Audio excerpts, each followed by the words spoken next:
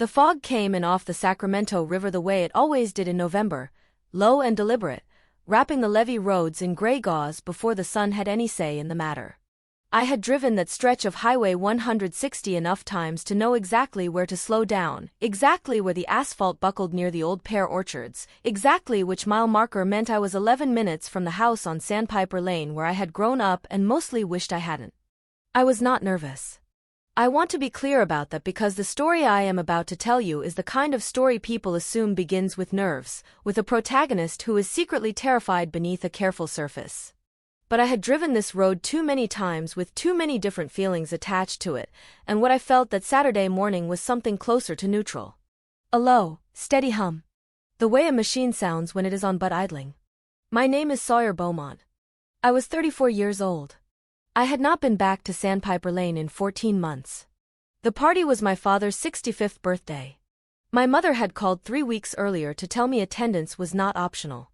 She had used that exact word, optional, in the careful way she always wielded language, which was to say she wrapped the command in a question and then looked confused when you tried to answer it. I don't think it would be optional for you to skip this one, Sawyer, she had said, and I had said I would be there, and I had meant it, which was its own kind of complicated. My father's name was Wade Beaumont.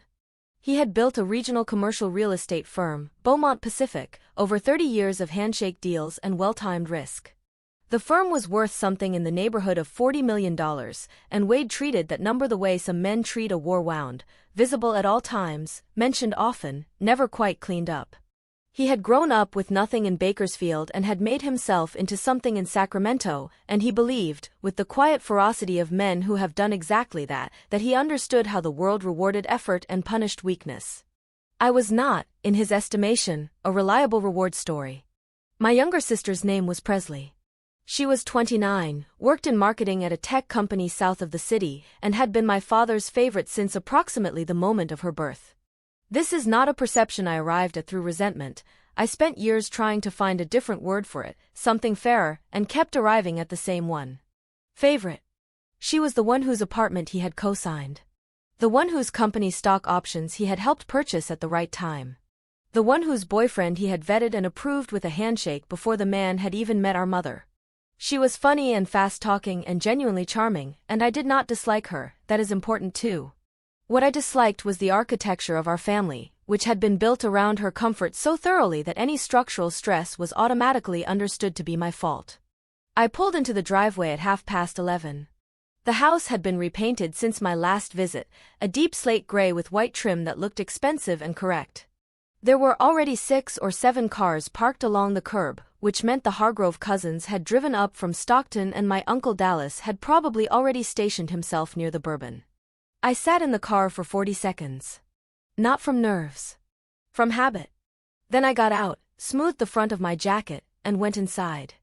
The party was in the backyard, which my mother had arranged with the kind of precision that looked effortless and cost something. String lights above the flagstone patio. A catering setup along the back fence, carved meats, bread, the good cheese my father liked from the place in Midtown.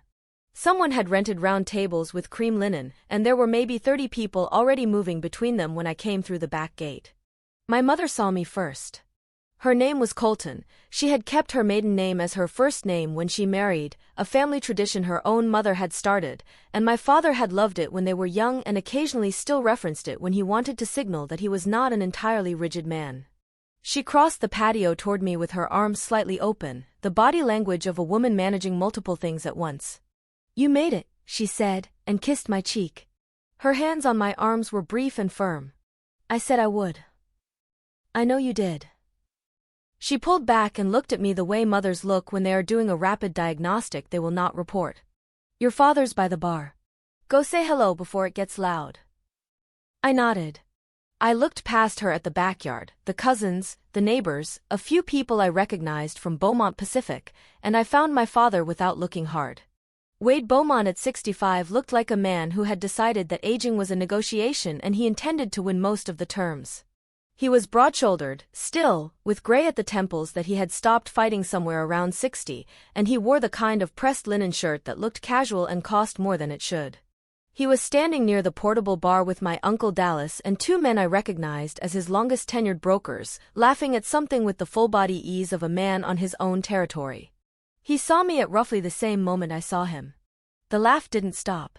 It finished its natural arc. Then he lifted his glass in a half-salute that meant "You're here, good, we'll talk later," and turned back to his conversation. I went to get a drink. For the first hour and a half, the party was what parties in my family had always been: organized pleasantness with structural fault lines you only saw if you knew where to look. Dallas found me near the cheese board and spent 20 minutes telling me about a property dispute in Lodi that was both genuinely interesting and almost certainly embellished. Two of the Hargrove cousins, Beau and his younger brother, whose name I could never remember without a beat of delay, talked to me about the Kings and whether this was finally the year, and I said the things you say and meant some of them. There was a moment, near noon, that I had not anticipated and that I filed away without deciding immediately what to do with it. I had stepped inside to refill my drink from the kitchen, the back bar had gotten crowded, and on my way through the sliding glass door I passed close enough to the far corner of the patio to overhear my father talking to a couple I didn't recognize. The man had the particular sunburn and easy posture of someone who worked outdoors and owned property, and my father was leaning toward him with the focused attention he deployed when he was closing something, not socializing. The woman beside the man kept glancing toward the yard, half listening, the way people do when they're aware they've been brought to a conversation they didn't start. The Roseville expansion changed everything for us, my father was saying, his voice carrying the particular warmth he used when he was both telling the truth and burnishing it. I had the right people around me at the right time. That's all it ever is, in the end. I did not stop. I kept walking. The right people around me at the right time.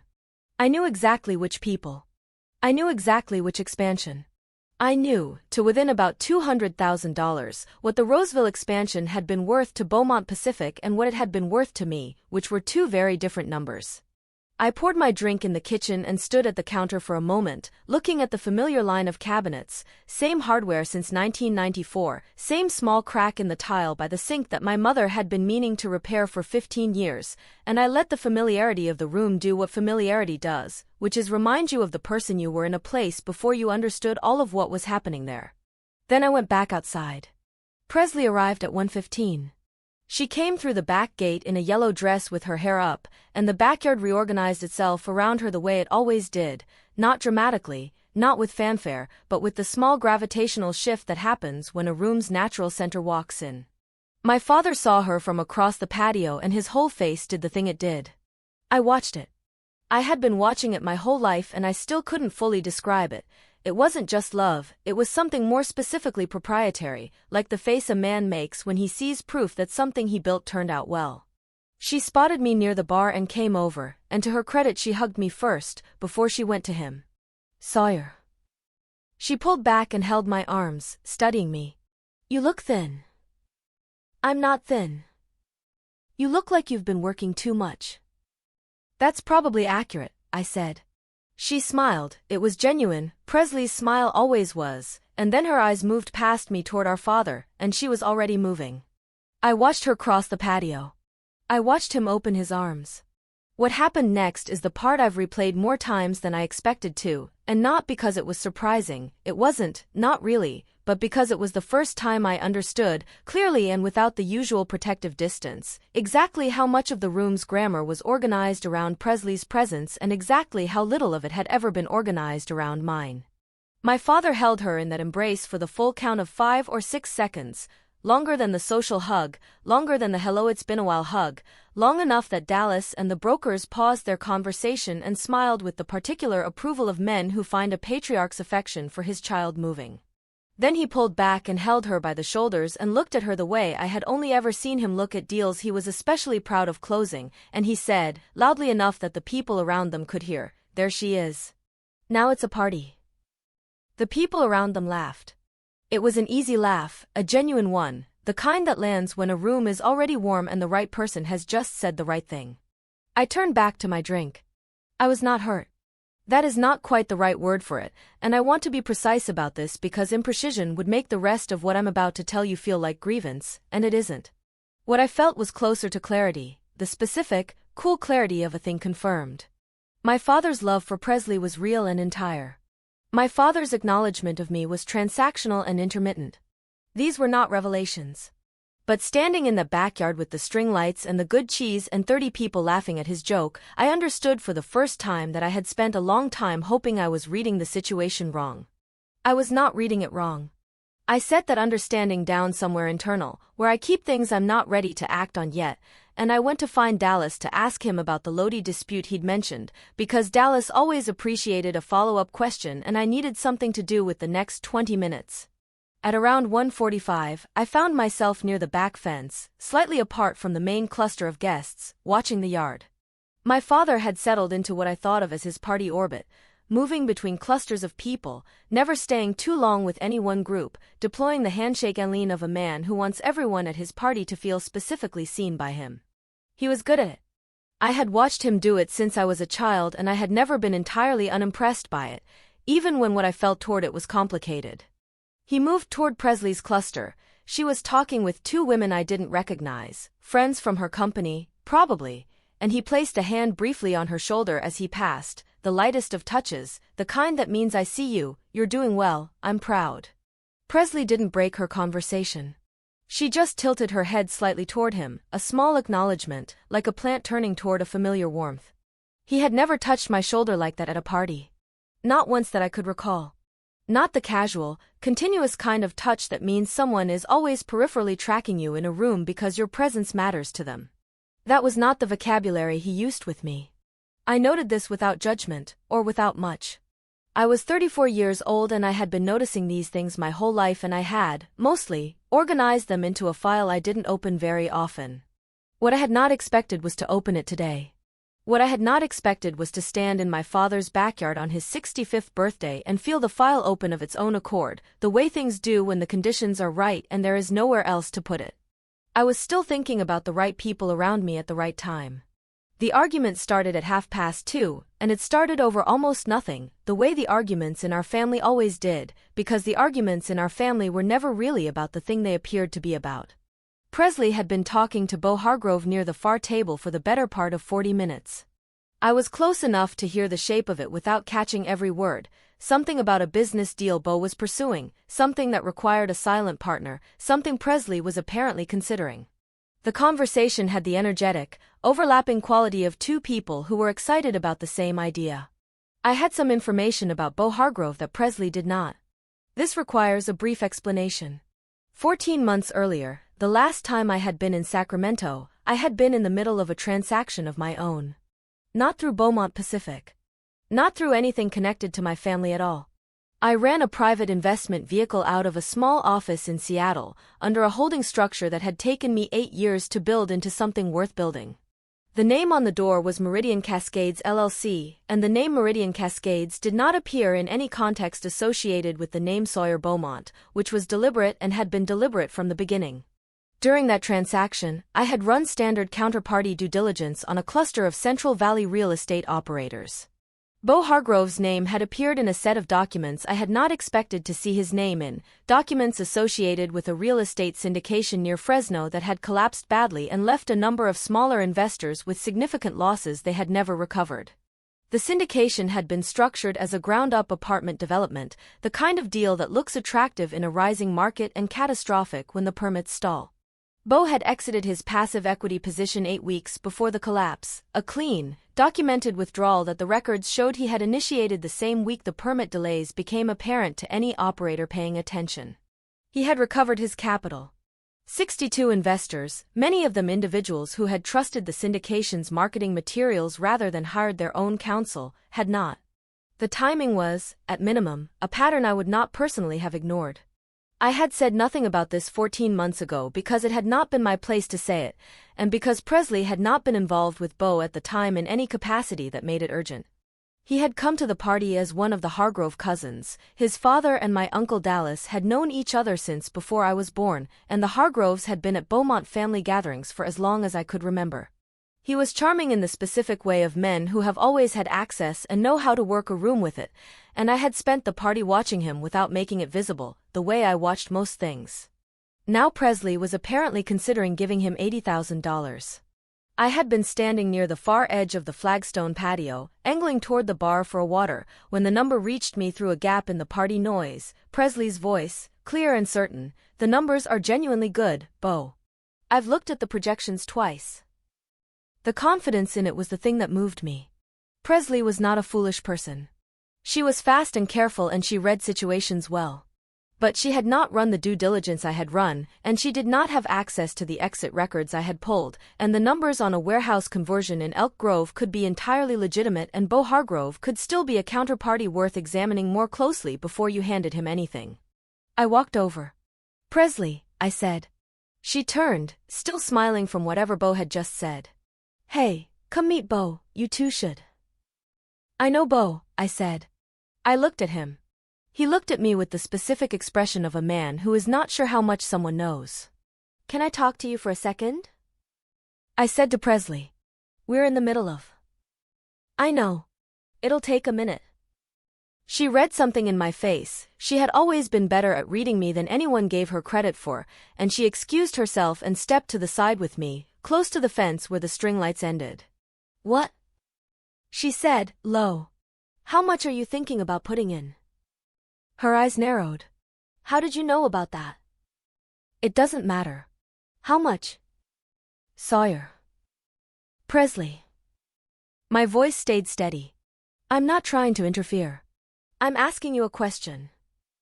She studied me for a moment. Then, 80,000. He needs a silent partner for a warehouse conversion in Elk Grove. The numbers are good. "The numbers may be good," I said. "Bo is not." She stiffened. "What does that mean?" "It means I've seen his name in a context you haven't, and I'm asking you to let me show you something before you commit to anything." "Show me what?" "Documents. You can read them yourself. Make your own decision." She was quiet for a moment, and that pause might have been the whole thing, might have been where the afternoon turned into something manageable, except that we were having this conversation at a family party, and my father had been watching us from across the patio for the last 90 seconds. Wade Beaumont set down his glass. I saw him coming in my peripheral vision. I kept my eyes on Presley.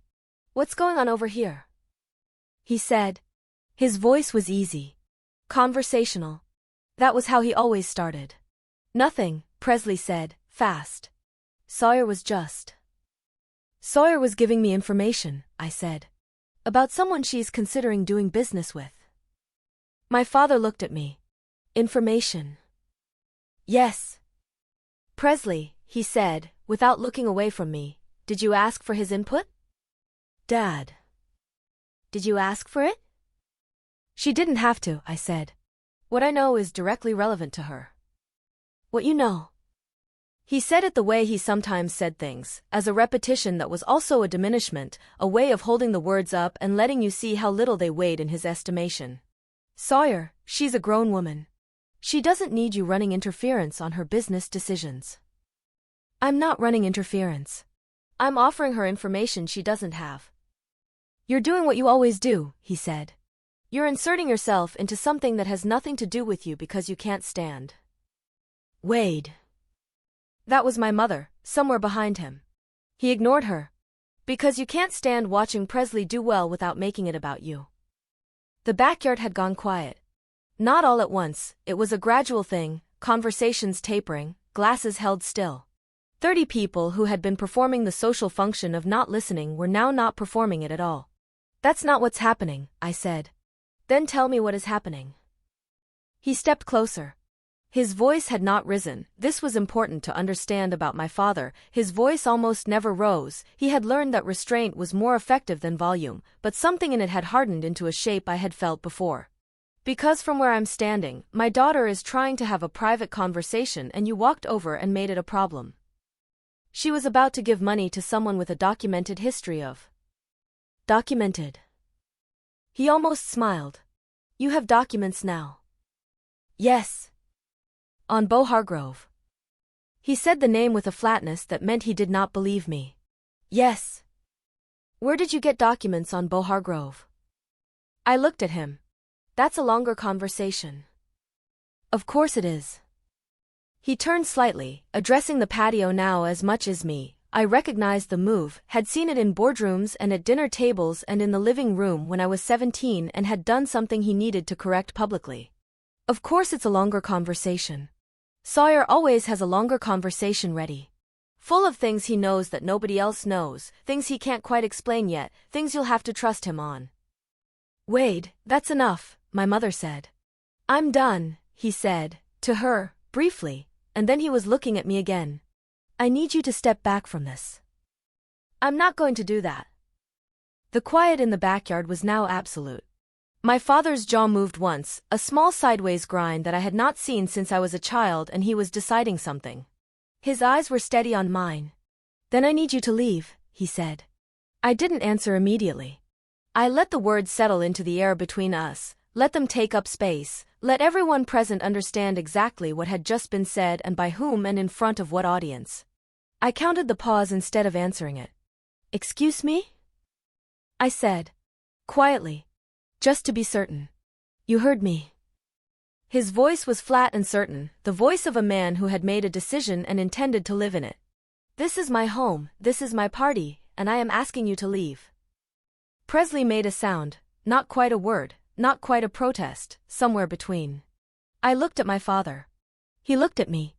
And then I did something he did not expect, which was this. I nodded once, a single, unhurried dip of my head, and I said, all right. Not fine. Not if that's what you want. Not any of the phrases that would have signaled I was making a concession under duress.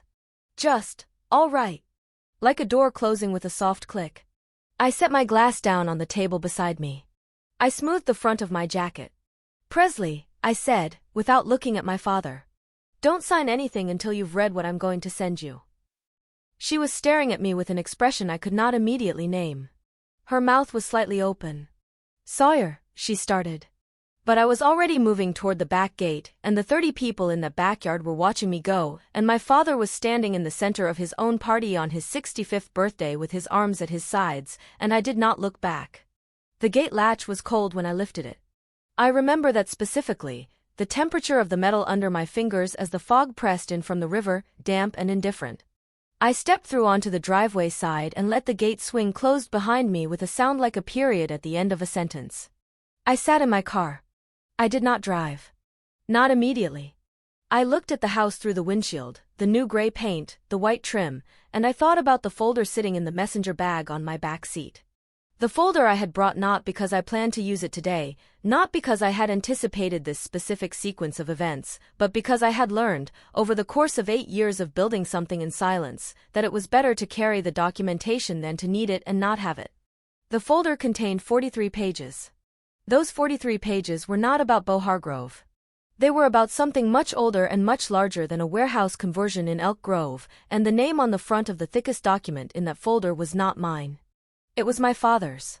My phone buzzed in my jacket pocket. I looked at the screen. A text from Presley. What documents, Sawyer? What are you not telling us? I set the phone face down on the passenger seat. I started the car. The fog had thickened while I was inside, and the levee road back toward the city was quieter than I had ever seen it. No other cars, no bikes, just the gray air and the sound of the engine and the weight of 43 pages behind me. I did not answer Presley's text. Not yet. I drove back to Seattle that night. Not because I had planned to. I had booked a room at the Kimpton on J Street, the kind of deliberate choice that meant I was not sleeping under my father's roof or close enough to it to be pulled back in before I was ready.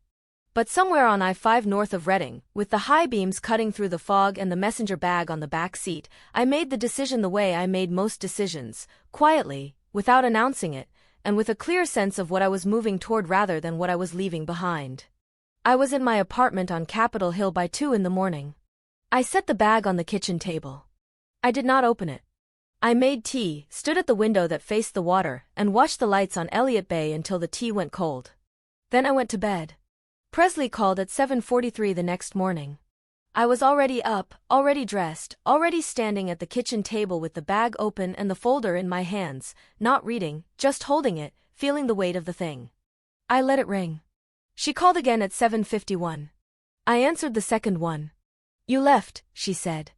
Her voice had the particular quality it got when she was managing something she didn't have language for yet, clipped at the edges, slightly too precise, like she was choosing each word against a rubric.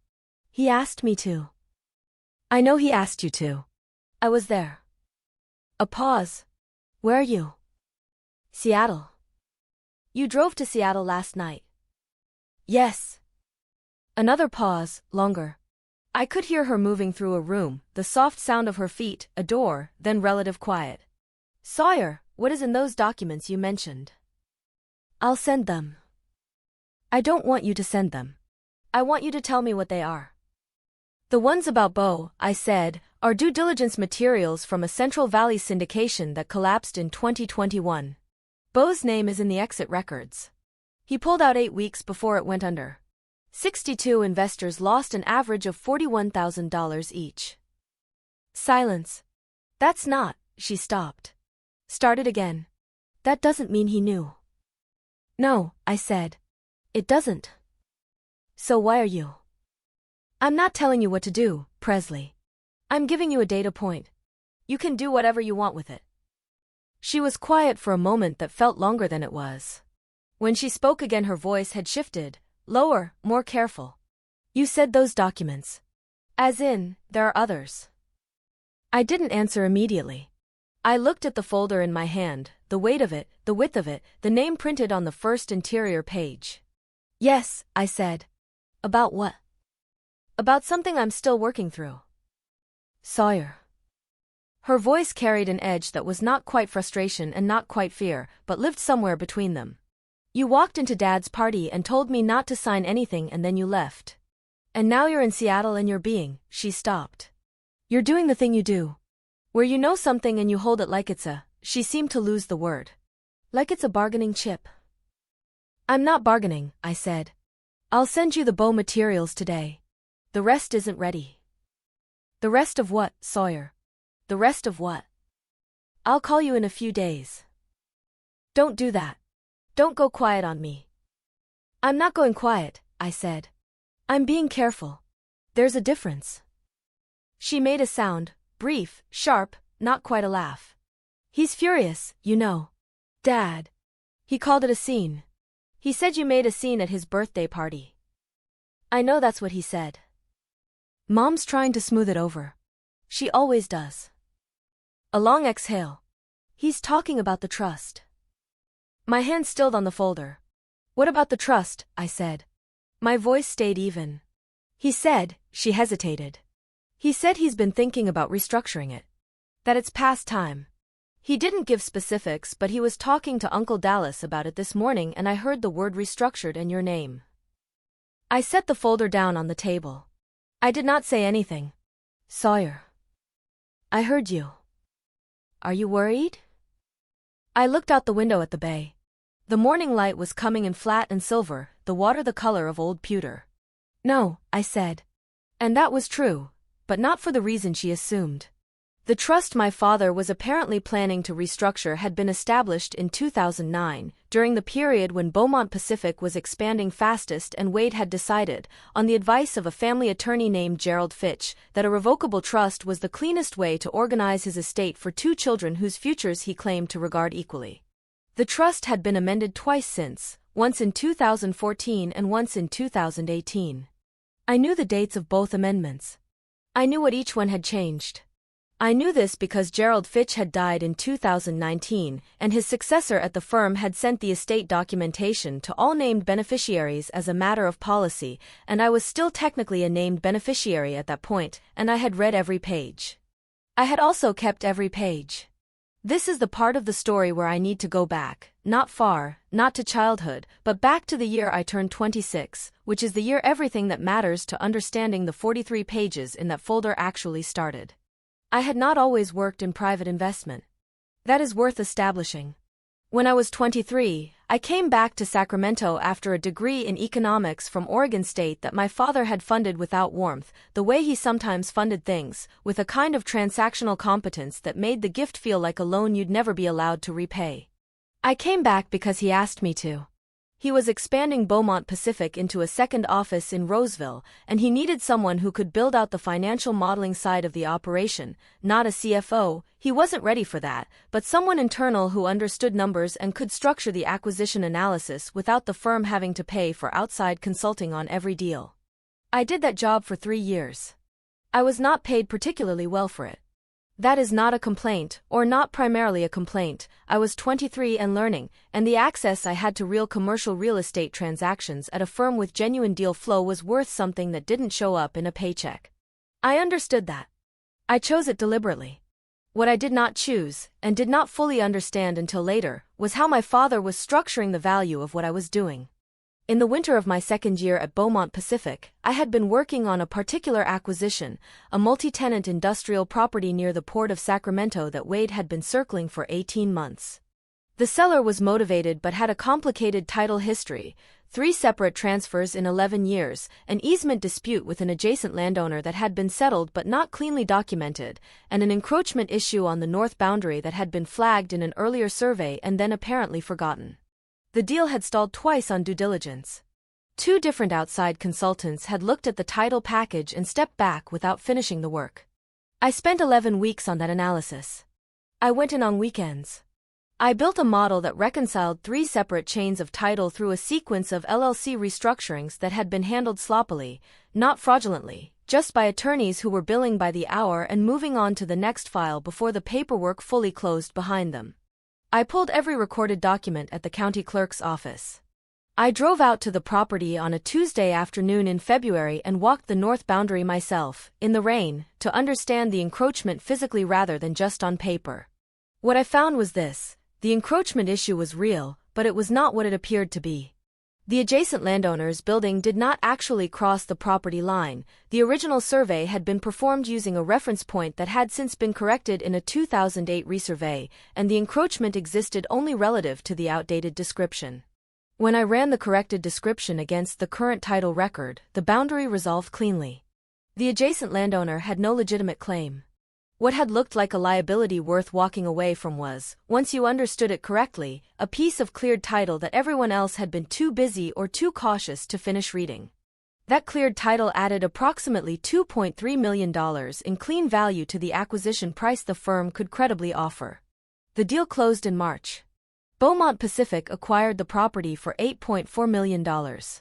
I had restructured the title analysis, resolved the encroachment memo, and built the acquisition model that let my father walk into closing with confidence rather than contingencies.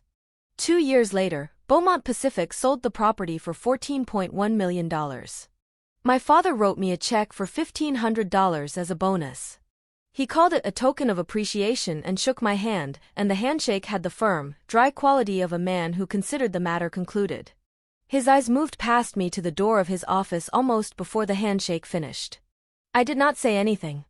I smoothed the check flat on the desk in front of me and I looked at it for a long moment, the amount written out in my father's own hand, the memo line blank, and then I folded it once and put it in my jacket pocket. I kept the check. I deposited it. The $1,500 went into the same account as everything else, and I did not frame a particular grievance from it in any dramatic sense. Grievance was not useful. What was useful was understanding. And what I understood, in the weeks after that closing, was something I had suspected for a long time without having a clean proof, that my father valued what I produced in the specific way that a man values a reliable piece of equipment. Gratefully, in a general sense. Without ever considering what the equipment might be worth if it worked for someone else. That night, after the handshake and the check, I went home to my apartment in Midtown. I made dinner. I ate at my kitchen table with the folder from the Port of Sacramento deal in front of me, not the firm's copy, my own personal copies, which I had been keeping since I started at Beaumont Pacific, in the kind of methodical, habitual way that I did most things, not because I had a plan. Just because I believed in documentation and because something in the work felt like mine in a way the firm's filing system wouldn't reflect. I reached into the desk drawer where I kept my personal copies of the work I had done on that transaction, 3 manila folders, rubber-banded together, the model printouts and the title research and the encroachment memo I had written, each page dated in the upper right corner in my own handwriting. I pulled them out and spread them on the kitchen table and I looked at them for a very long time. The encroachment memo alone was 14 pages. The acquisition model was 32 pages of linked spreadsheet logic printed in 6-point type because I had not wanted to cut anything. The title research, the chain of title reconciliation across 3 LLC restructurings, was another 26 pages, each document source cited in the footer. 72 pages of work that had turned a stalled deal into a clean acquisition that my father's firm would sell 5 years later for a $5.7 million gain, for which I had received $1,500 and a handshake.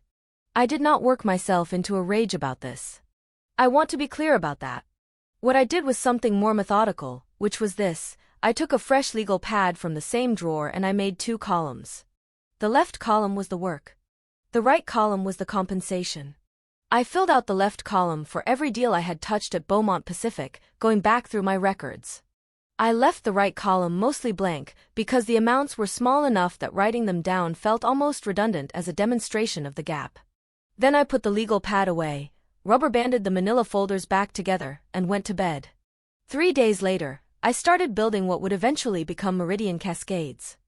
I had added to those files slowly, methodically, without announcing what I was building. Every deal I touched at Beaumont Pacific over the following 18 months, and I touched 14 of them, in varying degrees of depth. I kept my own copies. My own models. My own analysis, with dates and version histories that were separate from the firm's internal servers, backed up in 2 places, one physical and one on a cloud account registered under a name that was not mine and was not Beaumont. Not because I was planning to take anything. I was not taking anything. I was documenting what I had built, in the same careful way that an architect keeps copies of the plans she draws regardless of who owns the building. When I left Beaumont Pacific at 26, I took nothing that belonged to the firm. I took only what I had created, which was considerable, and I left without ceremony, giving 2 weeks' notice in a handwritten letter that my father received with a silence I had not expected. Not anger. Not relief. Not even the specific, clipped disappointment he sometimes used when I had done something he disagreed with but could not argue against. Just a particular stillness. He read the letter at his desk with me standing in front of it, set it down on the blotter, and said, "All right. Give Charlene your key before Friday." That was it. I had gone back to my desk and continued the analysis I had been running on a light industrial property in Rancho Cordova, finished it that afternoon, and filed it in the firm's system with a note explaining my methodology, so that whoever picked it up after me would not be starting from scratch. I left Sacramento. I moved to Seattle. I spent 8 years building Meridian Cascades into something that had no connection, public or searchable, to the name Beaumont. That had also been deliberate. Presley's text arrived at 9:17, while I was at the kitchen table scanning the Beau Hargrove materials to send her. Just 4 words: Dad called Uncle Dallas. I knew what that meant. Dallas Beaumont had been the quiet administrator of the family trust since Gerald Fitch's death, not a trustee in the formal sense, but the person Wade called when he wanted to think through changes without the friction of a professional advisor who might push back. Dallas loved my father and would do whatever he was asked and would not ask difficult questions. I set the phone down. I went back to the folder. The 43 pages were organized into 4 sections. The first section was what I thought of as the labor inventory, those original files from my time at Beaumont Pacific, distilled now into 14 pages of documented analysis work with dates, deal names, and outcome figures. The Port of Sacramento industrial property. The Roseville expansion's first acquisition. 6 others, each one detailed with the date of my involvement, the scope of the work I had done, and the sale price the property had eventually reached. Clean, factual, the kind of thing that could sit in front of a mediator without requiring explanation. The second section was more recent, and it had nothing to do with my labor. I had started assembling the second section approximately 16 months ago, when a former colleague from Beaumont Pacific, a broker named Simone Taggart, who had left the firm in 2020 and now ran her own small shop in Portland, had sent me an email with an unusual subject line, question about something I found. I had called her back the same day. What Simone had found was an irregularity. She had been working on a refinancing deal for a property in the Napa Valley, a commercial building, unrelated to Beaumont Pacific, and in the course of pulling title history, she had come across a 2017 LLC formation document that contained a name she recognized, a holding company called Cassia Bridge Partners. She recognized it because she had processed the original acquisition documents for a Beaumont Pacific deal in 2016 that had listed Cassia Bridge Partners as a passive investor, a silent equity participant in a Sacramento multifamily acquisition, contributing $1.4 million at closing. What was unusual, what had made her email me rather than just file it away, was that Cassia Bridge Partners was listed in the 2017 LLC formation document she had pulled as having been dissolved.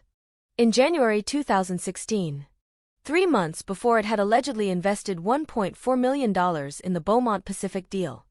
I almost kept scrolling, she told me, on that first call. Her voice had the careful, slightly distant quality of someone who is choosing words more deliberately than usual. Names appear in title history all the time and you don't stop on all of them. But I had processed that 2016 deal myself. I was the one who pulled the passive investor schedule. I remember the Cassia Bridge entry because the name was unusual, something about it had stuck. And so when I saw it in the dissolution record, I stopped. How certain are you on the dissolution date? I said. I pulled the original filing from the Secretary of State database. January 14, 2016. The certificate of dissolution is dated and signed. A pause. And the contribution date on the Beaumont Pacific schedule was April 14, 2016. 3 months later. I checked it twice. I had read her email twice. Then I had reached into the desk drawer in my Seattle office, pulled out the original deal file I had kept from my time at Beaumont Pacific, the one that included the multifamily acquisition from 2016, the one I had done analysis on, and I had spread it on the desk and found the passive investor schedule on page 7. Cassia Bridge Partners. $1,400,000. Contribution date. April 14, 2016. A company that had been legally dissolved in January of the same year. I had sat with that for a very long time without moving. Simone, I said, eventually. Are you planning to do anything with this? I wasn't sure, she said. That's why I called you. You were there. You touched that deal. I touched the acquisition analysis, I said.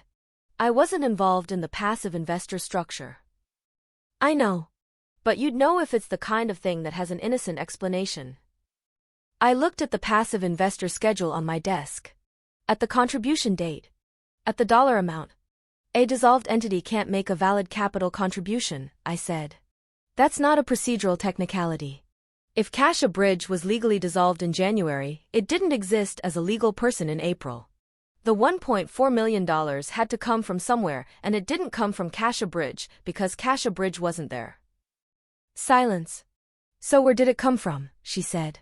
That, I said, is what I'd need to understand. We talked for another 40 minutes. By the end of the call, we had agreed on 2 things. Simone would send me copies of the dissolution filing and the 2017 formation document, and I would reach out to an attorney I trusted, not a Sacramento attorney, a Portland one, someone who had no connection to my family and no reason to carry the information anywhere I didn't intend it to go. The attorney's name was Margot Delacroix. I had worked with her on a regulatory question 2 years earlier, a compliance matter for one of Meridian Cascade's institutional counterparties, and I had noted then that she was patient in the way that good attorneys are patient, not accommodating, just precise. She thought in complete sentences and she did not speculate out loud until she was confident in what she was speculating about. I called her the afternoon after Simone's email. Walk me through the scenario, she said, once I had explained enough to give her the shape of it. I did. I told her about the Cassia Bridge entry, the dissolution date, the contribution date, the dollar amount. I told her I had been an analyst at the firm that had received the contribution and that I had personal copies of the deal materials. I told her I did not yet know where the money had actually come from or who had structured the Cassia Bridge entry, and that I was not ready to make any accusations until I understood more. All right, she said, when I finished. What you're describing, at its surface, is a contribution from a non-existent entity, which means, practically, that someone used Cassia Bridge's name and corporate identification after its legal existence had ended. That can happen through administrative error, though a $1.4 million capital contribution is not typically the kind of document that gets filed carelessly. It can also happen deliberately, as a way of obscuring the true source of funds at the point of contribution. Which is what, I said. Which depends on where the funds actually came from, she said. If the funds are legitimate and someone simply used the old entity name out of laziness or poor record keeping, it's a paperwork problem. If the funds are not legitimate, if they're moving through a dissolved shell because the actual source can't withstand scrutiny, then you're looking at something in a different category entirely. How do I find out which one it is? Slowly, she said. And carefully. A pause. Do you know if there are other entries like this one? Same structure, different deals, different entity names? I don't know yet, I said. I have access to my own copies of the deals I touched at the firm. There are 14 of them. I haven't run a systematic comparison. Start there, she said. Don't contact anyone at the firm. Don't contact anyone associated with the original deal. Just look at what you have and tell me what you find. That conversation was where the second section of the 43 pages had begun. My phone rang at 10:45. I looked at the screen. Not Presley. My father. I looked at the name for 2 rings. 3. I answered. Wade, I said. I did not call him Dad on the phone when I was prepared, only when I wasn't. Sawyer. His voice was controlled, the version of controlled that meant he had decided something before dialing and wanted me to feel the shape of the decision without being told its details. I want to address what happened yesterday. All right, I said. I want to be clear that asking you to leave was not something I did lightly. You put Presley in an uncomfortable position in front of family and I responded to that. I stand by it. I didn't fill the silence he left after that. However, he said, and I noted the word, your mother has asked me to extend an invitation to a family dinner next Saturday. Nothing large. Just the 4 of us. To clear the air. Okay, I said. A beat. He had expected something more from me, pushback, or capitulation, or any response with wait. Okay, he repeated, as if checking the word. I'll be there, I said. Good. Another pause. Presley says you sent her some materials about Bo Hargrove. I did. I want you to know that Bo Hargrove is a known quantity in this family. His father and I go back 20 years. Whatever you've compiled. She has them, I said. She can make her own decision. Sawyer. His voice dropped in a way that meant he was moving from the reasonable version of himself to the other one. I'm going to ask you something directly and I want a direct answer. What are you building toward? I looked at the folder on the table. At the 4 sections. At the dissolved LLC that had moved $1.4 million through a real estate transaction 3 months after ceasing to legally exist. I'm not building toward anything, I said. I'm being careful. You keep saying that word. Because it keeps being the accurate one. He was quiet for a moment. Then, very evenly, the trust review is proceeding regardless of Saturday. I want you to know that. I smoothed a page flat on the table in front of me. I heard you, I said. You're not going to ask what that means? I think I have a general idea of what it means. Good, he said. Then we understand each other. The call ended. I set the phone down. I looked at the 43 pages spread across the kitchen table, the labor inventory, the dissolved LLC documents, the 2 additional irregularities Simone had helped me trace through the title records over the subsequent 16 months, and the 4th section, which I had not opened yet this morning, which contained a single document I had received by registered mail 11 days ago from a compliance office in Zurich. I had not told Presley about the 4th section. I had not told anyone. The document from Zurich was 11 pages long and had arrived in a sealed envelope with a return address I had spent 8 days verifying. It described the ownership structure of an account at a private Swiss institution, not my account, and it named, as the account's beneficial owner, a holding company incorporated in the Cayman Islands in 2015. The holding company's registered agent was a Sacramento attorney. The attorney's name was Gerald Fitch, who had died in 2019. But whose name, apparently, had continued to appear on active corporate documents for at least 3 years after his death. The dinner was set for Saturday at 7. I spent the week in Seattle working through the 4th section of the folder, the Zurich document and everything that branched from it, with the methodical patience I had learned to apply to things that required it. I was not agitated. I did not pace. I sat at my kitchen table in the mornings with coffee and the documents spread in front of me, and I worked the way I had always worked, which was forward and without drama. Margot had asked me, at the end of our first call 16 months earlier, to look at what I had and tell her what I found. I had done that. What I had found, across the subsequent weeks of working through my personal copies of the 14 Beaumont Pacific deals, was that the Kasha Bridge entry was not singular. The second irregularity was subtler. It appeared in a 2017 office park acquisition in Elk Grove, a deal I had not worked on directly but had seen the closing documents for, in the course of a different analysis, and had filed my own copies of as a matter of habit. The passive investor schedule listed a limited partnership called Valley Meridian Associates contributing $870,000 at closing. Meridian was a common enough word in California real estate that I had not flagged it when I first saw it. It was not related to my own company, which I had incorporated 3 years after that deal closed, and which I had named without any awareness of the Valley Meridian entity. But when Margot asked me to run systematic checks on every passive investor entry across my 14 deal files, I pulled the formation documents for Valley Meridian Associates and found that it had been suspended by the Franchise Tax Board in March 2017, 4 months before the Elk Grove closing. Suspended was not the same as dissolved, but the legal consequence was similar. A suspended entity could not enter into contracts or receive or disburse funds. The $870,000 had moved through a California entity that lacked legal capacity to move it. The third irregularity was the one Simone had found independently, 16 months later, while working the Napa Valley title history.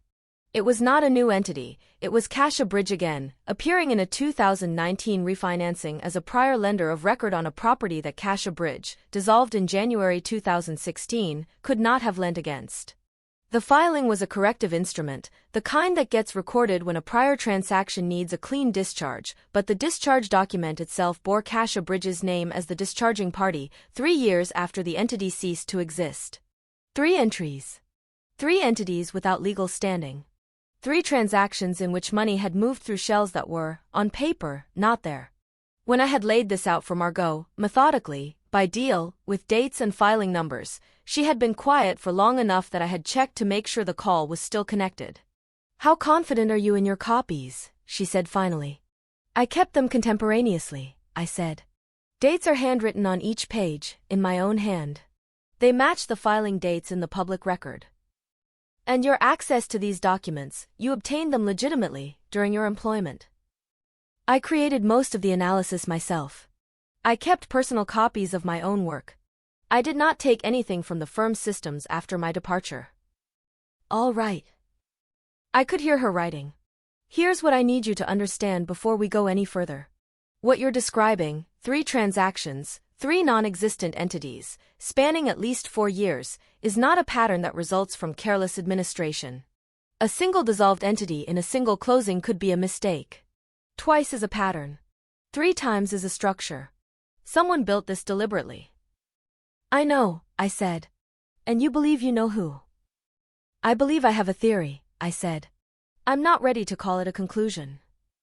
"Fair," she said. "What would make it a conclusion?" "The source of the funds," I said. "If I can trace where the money actually came from, the money that moved through these shells, then I understand what I'm looking at." "That trace will require financial institution cooperation," she said. "Which means either a regulatory disclosure process or litigation discovery. We can't compel it ourselves." "There may be another way," I said. "I received something 11 days ago." I told her about the envelope from Zurich. About the compliance disclosure. About Gerald Fitch's name appearing as registered agent on an active Cayman holding company, for years after his death. About the account balance. She was quiet for a very long time. "Read me the account balance again," she said. I read it. $3.2 billion, she said. Not a question. Just the number spoken aloud, the way you speak a number when you need to hear it in the air to believe it. "As of the document's date," I said. "The account has been accumulating since 2011. And you have the original compliance document." "I have it. 11 pages, registered mail, return address verified over 8 days. How does a private Swiss institution know to send this to you?"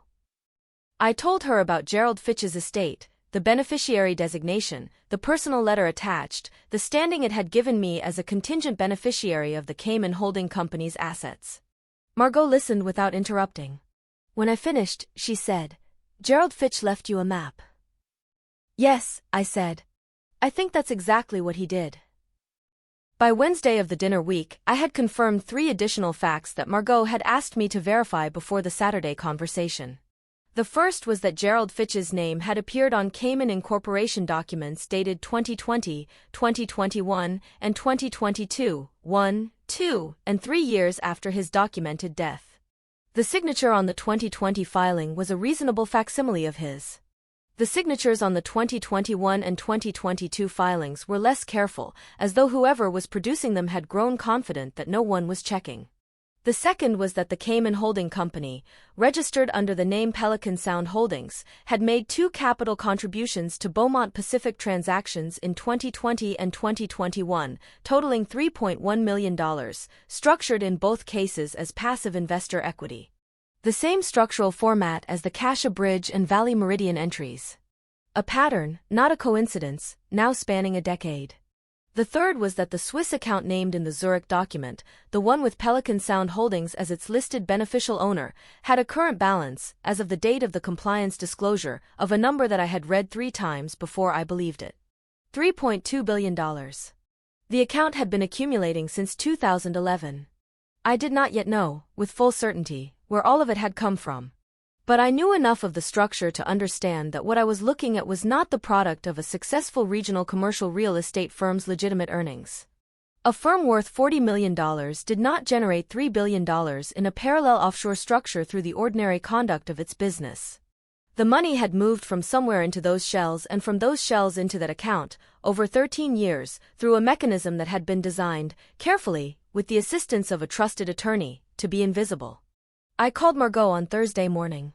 "Saturday is too soon," she said, when I told her about the dinner. "I know. You haven't completed the ownership trace on the 2021 contribution." "I know that too. Sawyer." Her voice was patient in the way that good attorneys are patient, not tolerant, just precise.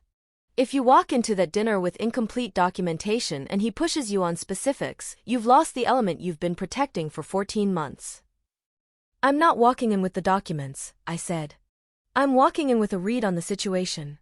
I want to see what he does when I'm in the room." A pause. "That's a diagnostic, not a confrontation." "Yes." "And if he restructures the trust before you're ready to move?" "He won't move that fast," I said. "He'll use the threat of it. He'll want me to react." "You sound certain of that." "I've known him 65 years between us," I said. "I'm certain enough." She was quiet for a moment. Then, "I want you to have copies of the core documents on your person Saturday. Not to deploy, just to have. In case the conversation moves faster than a diagnostic." I looked at the folder on the table. "Already planned," I said. "And I want us to have something prepared," she said. "In writing. Something that gives the conversation a direction if it opens up." "An agreement," I said. "A proposed framework," she said. "Preliminary. It doesn't need to be final, it needs to be real enough that if he asks what you want, you can put something in front of him instead of describing it out loud. A man like your father responds to documents. He understands that a document means you've done the work." "How long do you need?" 2 days, she said. "I'll courier it to your hotel Friday morning." I drove back to Sacramento Friday night, checked into the Kimpton, and slept better than I had any business sleeping. Saturday I spent the morning walking along the river, watching the fog burn off the water in slow panels, the light coming through in stages, first a gray diffusion, then a pale gold that turned the surface of the Sacramento into something hammered and bright. I walked for 2 hours without a destination, thinking about nothing in particular, the specific kind of intentional blankness I had learned to practice before days that required me to be fully present. A great blue heron stood motionless on a half-submerged log near the bank, watching the water with the patience of something that understood waiting as a form of action. I watched it for a while. Then I went back to the hotel, read through the proposed agreement Margot had couriered, made 2 margin notes, and got dressed. I arrived at Sandpiper Lane at 7 on the mark. My mother opened the door. She looked at me with the particular expression she wore when she was relieved and worried in equal measure, which was an expression I associated with most of my visits home. "He's in a good mood," she said, quietly, in the hallway. It was a warning dressed as reassurance. "Good," I said. Presley's already here. The living room had been rearranged since the party, the furniture pushed back toward its normal configuration, the folding tables gone, the backyard stripped of string lights. It looked like a house again rather than an event. My father was standing near the fireplace with a glass of red wine, and Presley was on the couch with her legs tucked under her phone face down on the cushion beside her, which meant she had put it away deliberately. Sawyer. My father's voice was warm. This was the other version of him, the one that arrived after a decision had been made and he was comfortable in it. Come in. Colton made the lamb. We ate dinner. It was, for 40 minutes, genuinely unremarkable in its surface. My mother's lamb was exactly what it always was, fragrant with rosemary and the particular garlic-forward quality that meant she had started it early and left it alone, but the surface was not what I was paying attention to. I was paying attention to the temperature of the room, which shifted in small ways that would have been easy to miss if you were not looking for them. My father was careful. He asked Presley about her quarterly numbers and listened with genuine attention, nodding in the specific way of a man who has always understood financial performance as a language. He asked me, once, about Seattle, not what I was working on, just Seattle, the city, whether I was settled there, whether I found it manageable. The question was designed to sound like interest and function as a diminishment. Manageable was a word you used for cities that were adequate rather than chosen. It suits me, I said. Suits you, he repeated, and smiled, the warm, slightly pitying smile of a man who has decided you have arranged your life around a limitation. Dallas did not come, which I had expected. The conversation moved through safe corridors, a property in Folsom that Wade was evaluating, Presley's quarterly numbers, whether the Kings had any realistic shot at the playoffs this year or whether this was another year of almost. I answered questions when they were addressed to me. I asked two of my own. I ate. Presley caught my eye once across the table, a brief, loaded look that asked a question she wasn't ready to ask out loud. I gave her nothing back. Not yet. But once, during a lull between the main course and my mother standing to clear the plates, I watched my father refill his wine glass and set the bottle down with the ease of a man completely at home in his own evening, and I thought about the 14 pages of the labor inventory in the folder in the messenger bag I had set on the chair beside me when I arrived. The Port of Sacramento deal. The Roseville expansion. 12 more behind them, each one dated, each one documented in my own handwriting. I thought about what it meant to have spent 11 weeks in the rain on a boundary survey for a building someone else sold for $14.1 million, and to have sat across a dinner table from that person every year since, on holidays and birthdays, speaking politely about the Kings. The table was cleared. My mother brought coffee. Wade sat back in his chair with the particular ease of a man settling into a conversation he had been building toward all evening. I want to talk about the trust, he said. I wrapped both hands around my coffee cup. I've had Gerald's successor, Marianne Voss, you've met her, review the current structure. She agrees with me that it's overdue for a rebalancing. He looked at me steadily. I want to be direct with you, Sawyer, because I think directness is what this family has been missing. The current split is 50-50. I intend to change that. To what? I said. 60-40. In Presley's favor. He said it the way he delivered every difficult thing, cleanly, without apology, as though the decision had already been ratified by some higher body and he was merely communicating it. She has built something real in the last 5 years. A career, a professional network, relationships with the firm. You have been absent. In every meaningful sense. I think the trust should reflect what people have actually contributed to this family. Dad. Presley's voice was quiet. We don't need to. Yes, we do, he said, without looking at her. We've needed to for a long time. I looked at him across the table. My voice stayed level. Is this connected to last Saturday?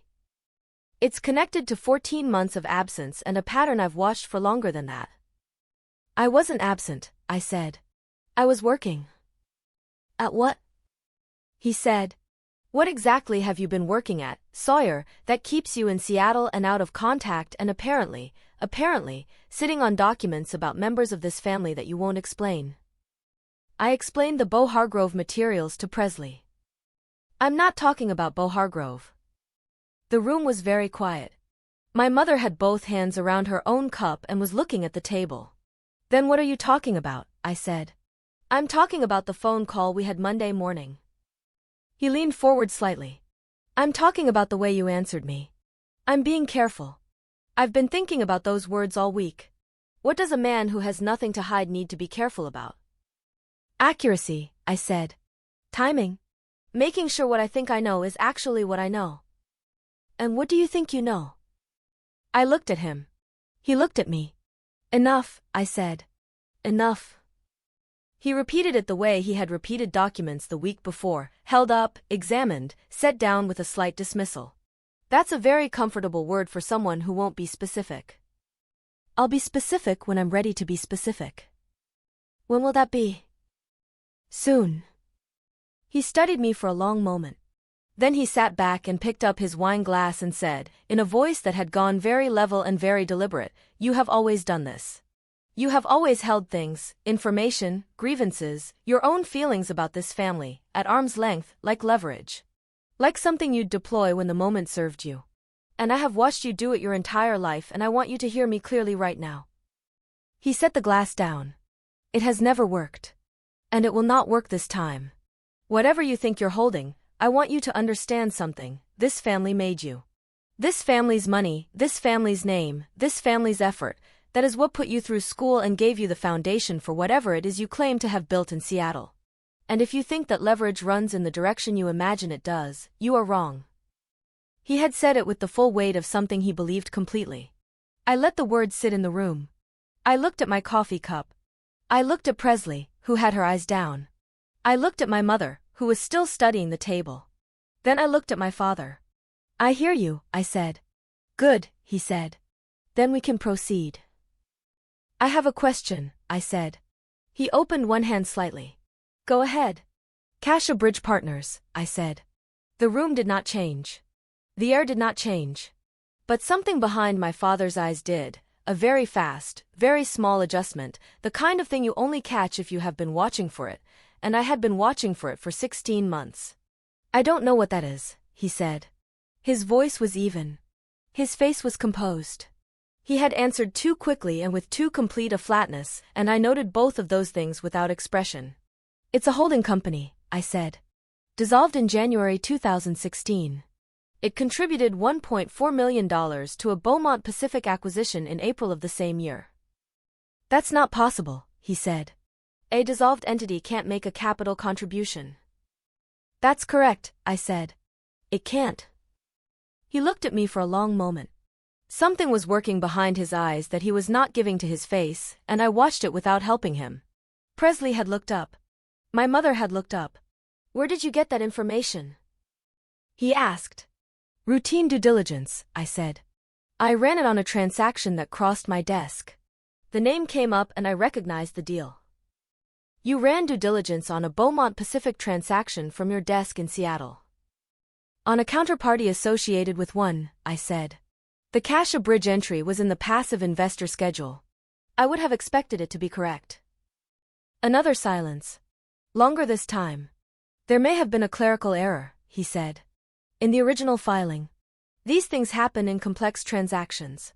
It would have been caught by our attorneys." "Gerald Fitch," I said. He picked up his wine glass. Set it down without drinking. "Gerald handled our estate work, not the transaction filings.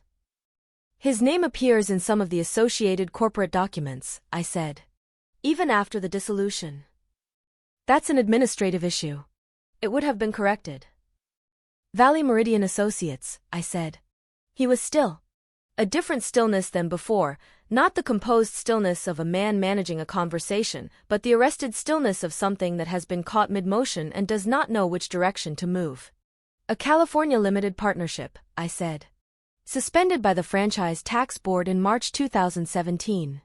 It contributed $870,000 to a Beaumont Pacific office park acquisition in Elk Grove that July. Same structure as Cash a Bridge. A passive investor entry for an entity without legal capacity to invest." "I don't," he started. "And then Pelican Sound Holdings," I said. The composure cracked. Not dramatically, not in any way that the room would have registered as a crack. But I saw it, a fractional tightening at the corners of his mouth, a stillness in his right hand that had been about to reach for the glass again and then didn't. I don't know that name either, he said. His voice was still even. Still controlled. But it was a different kind of control now, the kind that is effortful rather than natural. It's a Cayman-registered holding company, I said. Formed in 2015.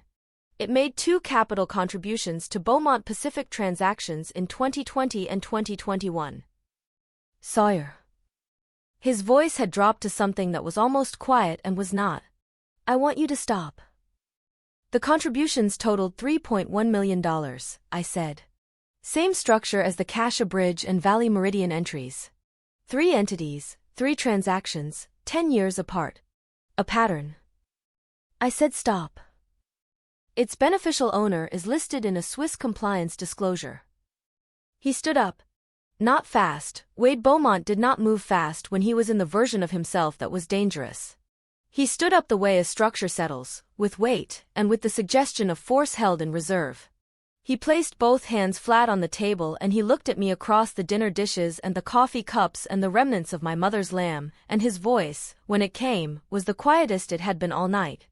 You have no idea, he said, what you are looking at. The 3 of us, me, Presley, my mother, were completely still. You have some documents you don't understand, from sources you can't fully verify, and you have come into this house and put them on the table like you have built something. Like you have found something. He leaned forward slightly. You haven't found anything. You have found fragments. And fragments, Sawyer, mean nothing without the whole picture, and you do not have the whole picture, and you never will, because this is not your world.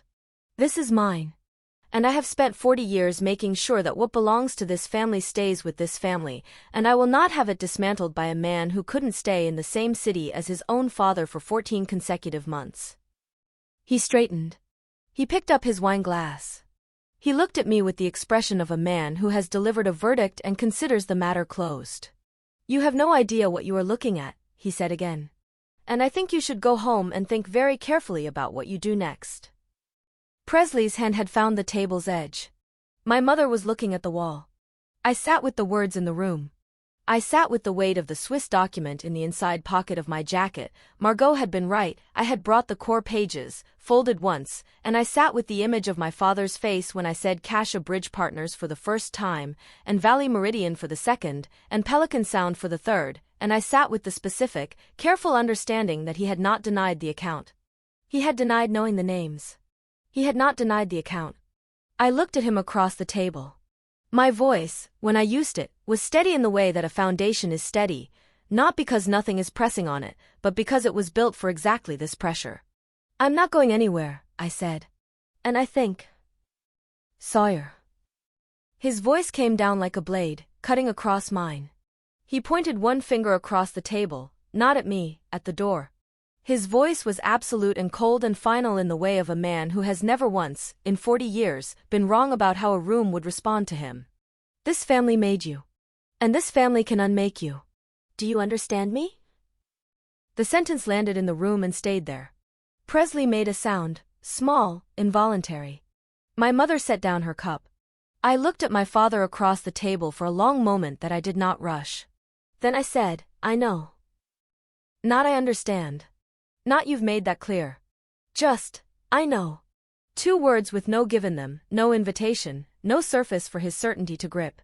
He held the finger pointed at the door for 1 more second. Then he lowered it. He sat back down.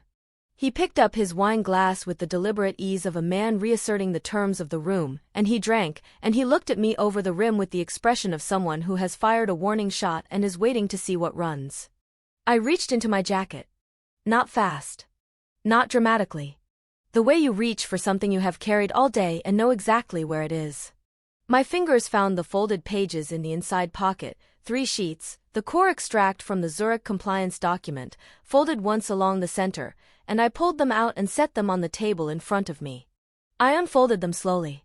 Laid each page flat in turn, the first, then the second, then the third, smoothing the fold crease with the edge of my hand before moving to the next, the way you handle something that has been waiting a long time to be seen. I turned them so they faced my father. He did not look down immediately. He kept his eyes on mine, which was its own kind of answer. That's a Swiss compliance disclosure, I said. From a private institution in Zurich. The account referenced is held under Pelican Sound Holdings, Cayman Registration, Form 2015. I tapped the top line of the document, not pointed, not aggressive, just a clean indication of where to look. The beneficial ownership field names a Sacramento attorney as the registered agent. Gerald Fitch. With a corporate correspondence address that is, as of this document's date, still active. Presley leaned forward. She was reading upside down from across the table, which she had always been able to do, a minor talent she had been proud of as a child. Gerald Fitch died in 2019, she said, not to anyone in particular. Yes, I said. My father set down his wine glass. He looked at the document now. A long, still look, the look of a man doing a very fast calculation that he did not want witnessed. His face gave almost nothing, almost. The thing I had learned about Wade Beaumont over 34 years was that his control was superb but not total, and what leaked through was not expression but tempo. The speed at which he moved, the rhythm of his breathing, the particular stillness of his hands when he was deciding something. His hands were very still. This is a compliance disclosure from a foreign financial institution, he said. These documents are routinely generated for regulatory purposes. The presence of a name doesn't constitute. Page 2, I said. He turned the page. Page 2 of the extract was a summary of beneficial ownership verification steps, the institution's own internal process for confirming who actually controlled the account. It included a verification date of March 2024. It included a cross-reference to a secondary identification document, a Sacramento notarization from November 2023, signed by a notary public in the Midtown neighborhood, attesting to the identity of the account's controlling party. The controlling party's name was not Gerald Fitch. My father read the name. He read it twice. I watched him do it, the way his eyes moved down the line, stopped, went back to the beginning of the line, moved down again. His right hand, which had been resting flat on the table beside the document, contracted very slightly at the knuckle. A small movement. The kind you would not notice if you were not looking for the tempo shift. Then he put the page down and looked at me with an expression I had not seen on his face before. Not anger. Not the performance of anger. Something older and quieter and considerably more serious. Where did you get this? He said. It came to me by registered mail, I said. From the institution's compliance office. As a matter of regulatory disclosure to a party with a documented beneficial interest. You have no beneficial interest in that account. I do, I said. As of 2019. The room was completely still. Gerald Fitch named me, I said, as a contingent beneficiary in his own estate documents, a provision I was not aware of until his successor at the firm sent the estate summary to all named parties. I didn't understand why, at the time. I filed it and I moved on. It wasn't until Simone Taggart found the Cassia Bridge irregularity that I went back and read Gerald's estate documents more carefully. I looked at my father steadily. He left a letter. Not a formal document, a personal letter, handwritten, attached to the beneficiary designation. It was addressed to me specifically. He said he had spent 20 years administering something he did not believe was right, and that if I ever came looking, the beneficial designation would give me standing to request disclosure. Presley had both hands on the edge of the table. Gerald knew, she said. Gerald built it, my father said, very quietly. And then he seemed to hear what he had just said, and his jaw set. He built the structure, I said. But he didn't build it alone.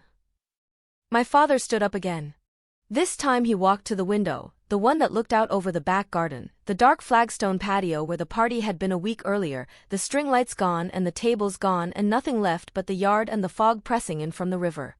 He stood with his back to us, both hands at his sides, and he was quiet for long enough that Presley looked at me across the table with an expression that was equal parts fear and the specific stunned focus of someone who has just understood that the story they thought they were in is a different story entirely. My mother had not moved. She was sitting with her hands in her lap and her eyes on my father's back, and her face had the look of a woman who has known something for a very long time and has been waiting, with exhausted patience, for it to enter the room. The fog was thick against the window glass. I could see it in the way the back garden lights diffused, no hard edges, everything softened, the flagstones barely visible under a low gray press of air off the river. My father's reflection was a pale smear in the lower half of the glass, barely there. Mom, Presley said. Not now, my mother said. Gently. Firmly. My father turned around. The expression on his face had changed while his back was to us, not softened exactly, but reorganized, the way a man's face reorganizes when he has made a decision during the seconds no one could see him make it. He looked tired in a way that was new. Not the tiredness of a late evening, not even the tiredness of a difficult conversation, but something structural, the tiredness of a position that has become untenable and that the body registers before the mind has finished negotiating. "You want to know the number," he said. It was not a question. "I know the number," I said. "Say it." $3.2 billion, I said. As of the compliance documents date. The account has been accumulating since 2011. The contributions trace through at least 4 holding structures across 3 jurisdictions, 2 of which used Beaumont Pacific transactions as the entry mechanism. He looked at me for a long moment. "You've been building this for 16 months, he said. "Yes." "With an attorney?" "Yes." "Margot Delacroix," he said. I did not let my face change. He had done his own due diligence. Somewhere in the last week, probably in the last 48 hours, he had found Margot's name. I noted this and set it aside. "She's thorough," I said. "She's a problem," he said. "She's my attorney," I said. "She's exactly as much of a problem as the documentation warrants." He moved back toward the table. He did not sit.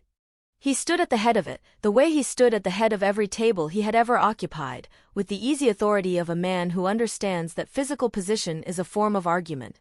"Here is what I want you to understand," he said. "What you have found, what you think you have found, is the product of 40 years of work in an industry that does not reward passivity. The structures you're looking at are aggressive, and they are not designed for public consumption, but they operate within frameworks that attorneys advise on every day in this industry.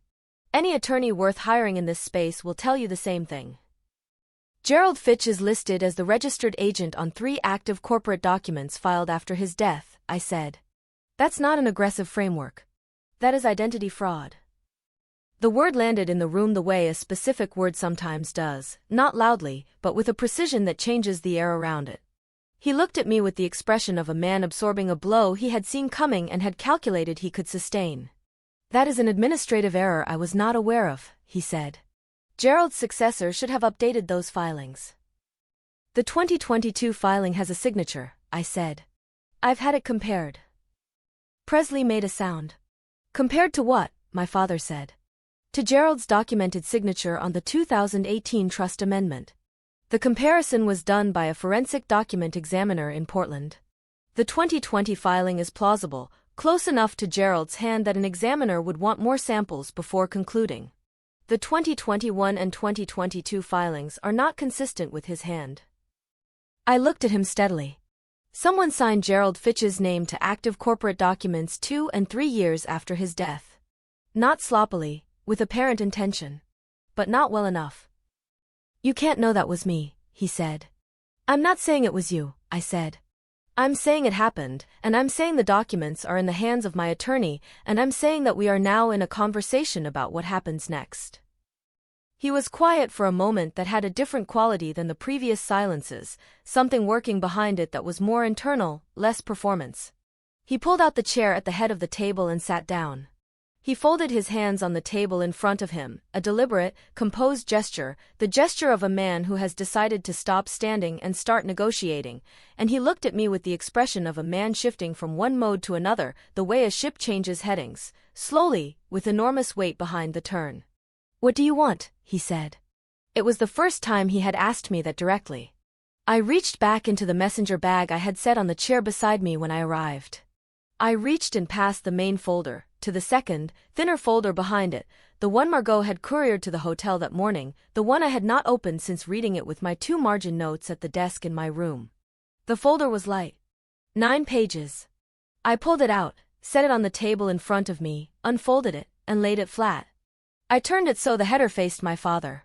The header read, Meridian Cascades LLC, Proposed Framework for Resolution and Non-Disclosure. My father looked at the header. His eyes stopped on the name. "Meridian Cascades," he said. "My company," I said. The stillness that crossed his face then was different from any of the previous versions. This was not the stillness of calculation or performance.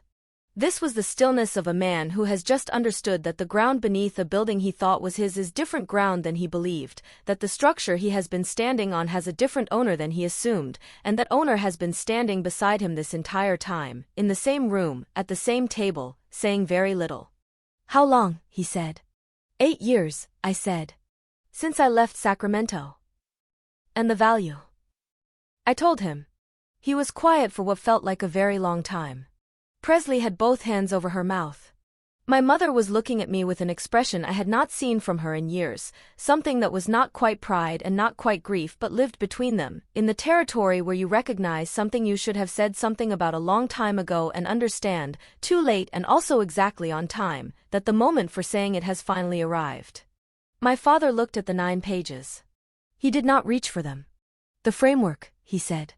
"Walk me through it." Section 1 is a full accounting requirement, I said. Every Beaumont Pacific transaction from 2011 forward that involved Cassia Bridge, Valley Meridian, Pelican Sound, or any related holding structure. Prepared by an independent forensic accountant, not affiliated with Beaumont Pacific or with any firm in Sacramento, shared with my attorney within 90 days of execution. And if the accounting reveals what you believe it will reveal. Section 2 addresses that, I said. There are 2 paths.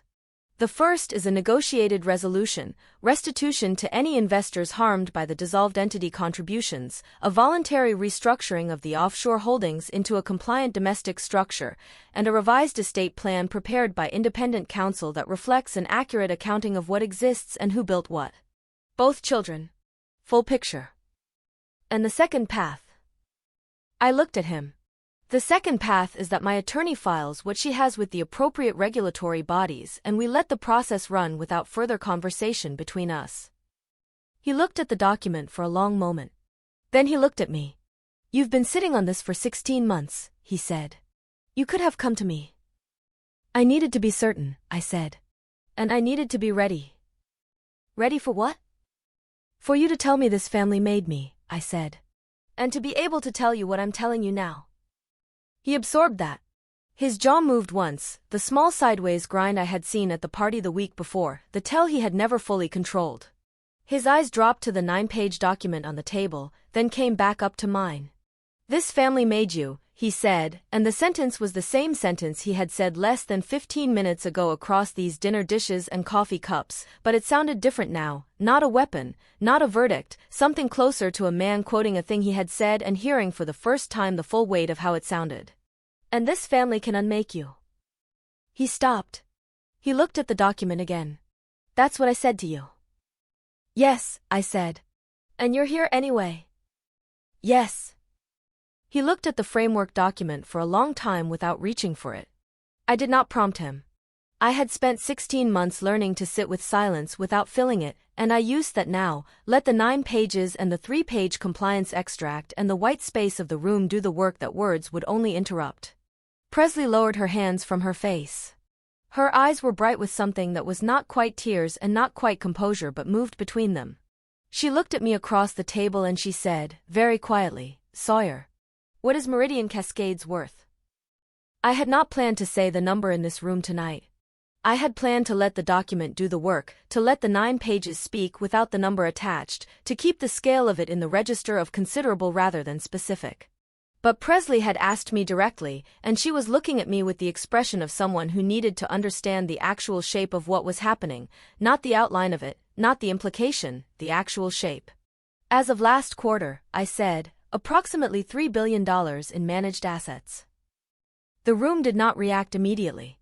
It was the kind of number that takes a moment to travel from the ear to the place where comprehension lives, the place where the brain converts a string of syllables into something with weight and dimension. My father looked at the 9-page document on the table. He looked at me.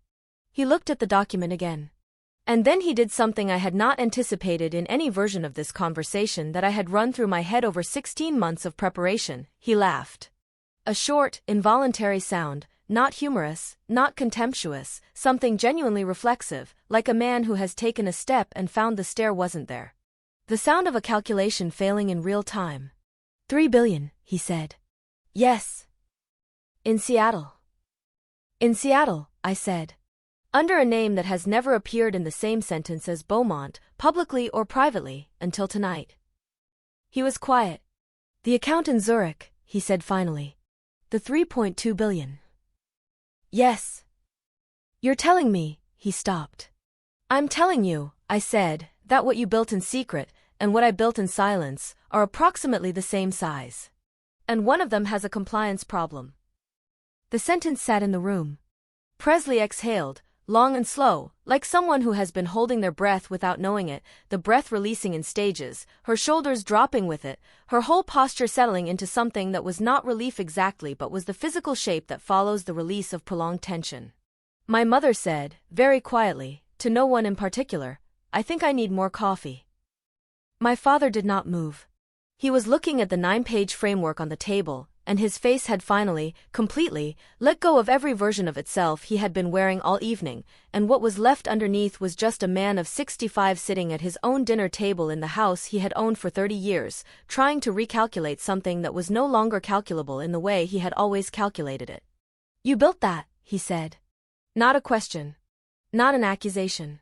A man saying a thing out loud to see if it stayed true when spoken, the way you sometimes have to hear yourself say something before you can decide whether you believe it. I built that, I said. He looked up at me. Well, I was. While you were doing what you were doing, I said. Yes. The room stayed quiet. My mother had gotten up and gone to the kitchen. I could hear the coffee maker, the specific creak of the upper cabinet where she kept the filters, the sound of water running and then stopping.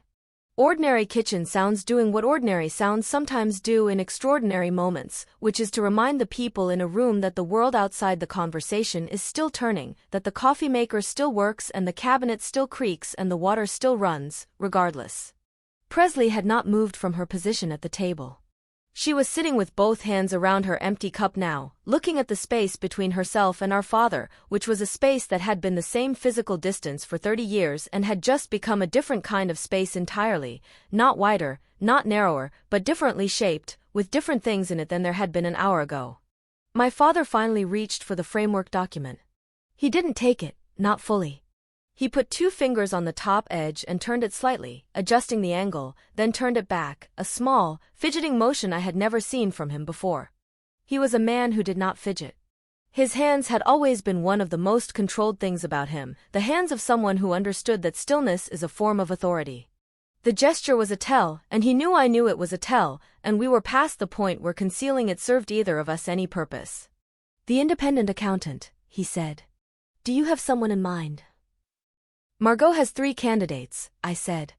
All from firms outside Sacramento with no prior relationship to Beaumont Pacific. The framework specifies that both sides agree on the selection within 30 days of execution. 90 days for the report. 90 days from engagement, I said.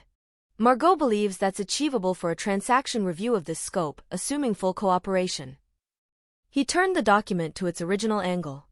And Margot Delacroix holds what she has in the interim. Nothing filed. She holds it, I said. If the independent accountant's report comes back clean, or cleanable, the second path doesn't need to be walked. And if it comes back with something that can't be resolved quietly, then we discuss it again, I said. With both attorneys present and with full information on the table. He was quiet for a moment. The investors, he said. The ones who lost money in the dissolved entity transactions. There were 11 confirmed, I said. Across 3 deals. Total exposure is approximately $2.3 million in principal. Margot has identified all 11. Their names are in the framework, Section 3, page 6. He turned to page 6. He read the names slowly. I watched his eyes move down the list, unhurried, taking each name in. His face was doing something careful and private while he read, the face of a man entering a cost he had not previously entered into any ledger he kept, running the number against something other than a financial calculation. I know 4 of them, he said. I know, I said. He put the page down. He looked at the table. Then, how long have you known about the investors? Since February, I said. Margot finished the trace in January. It took another month to confirm the amounts and verify current contact information. You've been sitting across from me tonight with that? Yes.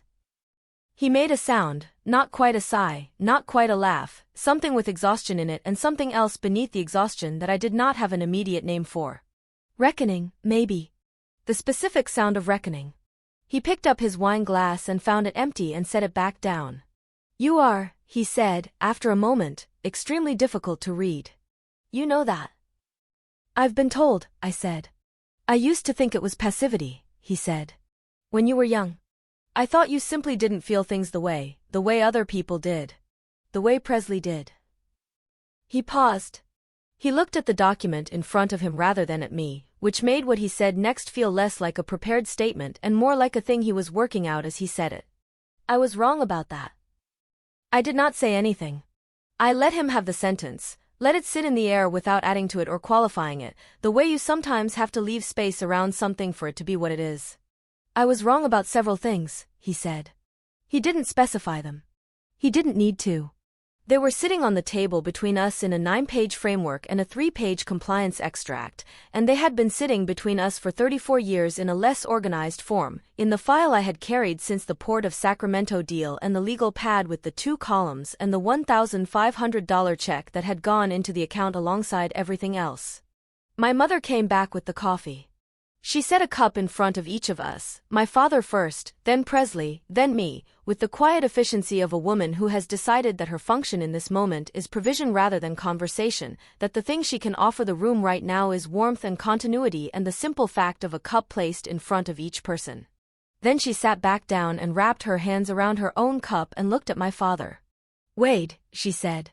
He looked at her. Sign the framework, she said.